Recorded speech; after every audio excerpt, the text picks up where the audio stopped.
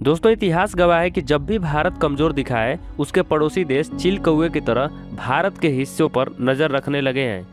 और आज इतिहास खुद को दोहराने की स्थिति में है, क्योंकि अमेरिका की एक ताज़ा रिपोर्ट साफ इशारा कर रही है कि चीन भारत के खिलाफ एक खतरनाक चाल चल रहा है। दोस्तों, जब भारत ब्रिटिशों से आज़ाद हुआ था, तब भारत आर्थिक रूप से बेहद ही कमज़ोर था। इस हालत को देखकर भारत के आसपास के देश यही सोच रहे थे कि भारत को किसी न किसी हिस्से को कैसे भी करके कब्जा कर लिया जाए। उस समय भारत के प्रधानमंत्री जवाहरलाल नेहरू थे और भारत को सबसे ज़्यादा डर चीन से था। डर यही था कि कहीं चीन भारत से युद्ध न कर ले। दोस्तों, इसी डर के कारण 1954 में भारत और चीन के बीच पंचशील समझौता हुआ और इस समझौते में यह तय हुआ कि 5 साल दोनों देश युद्ध नहीं करेंगे। आखिरकार सन 1962 में चीन ने भारत पर हमला कर दिया और भारत ने लड़ाई लड़ी, लेकिन हालात ऐसे थे कि भारत सफल नहीं हो पाया और इसी युद्ध में जम्मू कश्मीर के लद्दाख वाला हिस्सा यानी अक्साई चीन को चीन पूरी तरह से अपने कब्जे में ले लिया।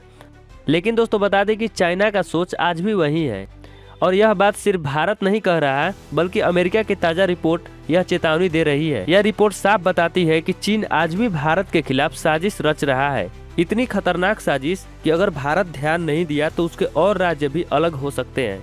दोस्तों, अभी हाल ही में अमेरिका के रक्षा मंत्रालय ने एक रिपोर्ट जारी की है। इस रिपोर्ट का नाम है यूएस पेंटागन की रिपोर्ट। यह रिपोर्ट हर साल जारी की जाती है और अमेरिकी कांग्रेस को सौंप दी जाती है।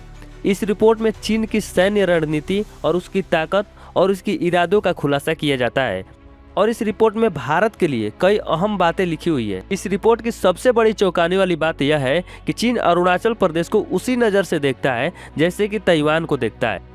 दोस्तों, जैसा कि आपको पता होगा कि ताइवान एक स्वतंत्र देश है और चाइना उसे जबरदस्ती अपना हिस्सा बताता है। इतना ही नहीं दोस्तों, चीन अरुणाचल प्रदेश को दक्षिण तिब्बत कहता है और दावा करता है कि यह पूरा इलाका उसी का है।